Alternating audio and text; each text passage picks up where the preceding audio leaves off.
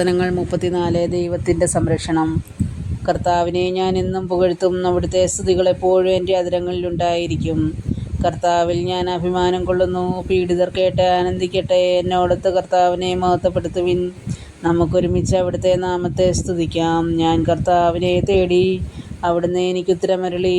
സർവ്വഭയങ്ങളിൽ നിന്ന് അവിടുന്ന് എന്നെ മോചിപ്പിച്ചു.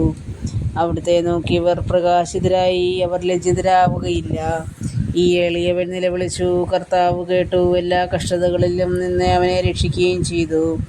കർത്താവിൻ്റെ ദൂതൻ ദൈവഭക്തരുടെ ചുറ്റും പാളയം അടിച്ച് അവരെ രക്ഷിക്കുന്നു. കർത്താവ് എത്ര നല്ലവനെന്ന് രുചിച്ചറിയുവിൻ. അവിടുത്തെ ആശ്രയിക്കുന്നവൻ ഭാഗ്യവാൻ. കർത്താവിൻ്റെ വിശുദ്ധരെ അവിടുത്തെ ഭയപ്പെടുവിൻ. അവിടുത്തെ ഭയപ്പെടുന്നവർക്ക് ഒന്നിനും കുറവുണ്ടാവുകയില്ല. സിംഹക്കുട്ടികൾ ഇരകെട്ടാതെ വിശന്ന് വലഞ്ഞേക്കാം. കർത്താവിനെ അന്വേഷിക്കുന്നവർക്ക് ഒന്നിനും കുറവുണ്ടാവുകയില്ല. മക്കളെ, ഞാൻ പറയുന്നത് കേൾക്കുവിൻ. ദൈവഭക്തി ഞാൻ നിങ്ങളെ പരിശീലിപ്പിക്കാം. ജീവിതം ആഗ്രഹിക്കുകയും സന്തുഷ്ടമായ ദീർഘായുസ്സ് അഭിലഷിക്കുകയും ചെയ്യുന്നുവോ? തിന്മയിൽ നിന്ന് നാവിനെയും വ്യാജഭാഷണത്തിൽ നിന്ന് അധരങ്ങളെയും സൂക്ഷിച്ചു കൊള്ളുവിൻ. തിന്മയിൽ നിന്നകന്ന് നന്മ ചെയ്യുവിൻ.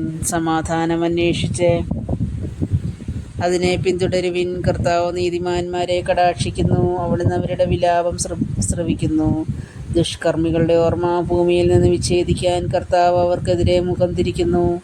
നീതിമാന്മാർ സഹായത്തിന് നിലവിളിക്കുമ്പോൾ കർത്താവ് കേൾക്കുന്നു.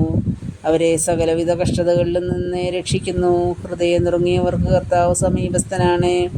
മനമുരുകിയവരെ അവിടുന്ന് രക്ഷിക്കുന്നു. നീതിമാന്റെ ക്ലേശങ്ങൾ അസംഖ്യമാണ്. അവയിൽ നിന്നെല്ലാം കർത്താവ് അവനെ മോചിപ്പിക്കുന്നു. അവൻ്റെ അസ്ഥികളെ കർത്താവ് കാത്തു സൂക്ഷിക്കുന്നു. അവയിലൊന്നുപോലും തകർക്കപ്പെടുകയില്ല. തിന്മ ദുഷ്ടരെ സംഹരിക്കും. നീതിമാന്മാരെ ദ്വേഷിക്കുന്നവർക്ക് ശിക്ഷാവിധിയുണ്ടാകും. കർത്താവ് തൻ്റെ ദാസരുടെ ജീവനെ രക്ഷിക്കുന്നു. അവിടുത്തെ ശരണം പ്രാപിക്കുന്നവർ ശിക്ഷയ്ക്ക് വിധിക്കപ്പെടുകയില്ല.